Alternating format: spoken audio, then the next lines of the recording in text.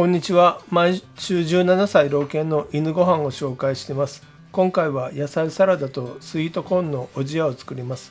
材料は鶏胸肉が1枚、鶏のミンチが1パック、野菜サラダが1パック、スイートコーンが1個、卵が1個、白ご飯が適量、鶏ガラスープが適量、干し椎茸と海藻の粉末が少量です。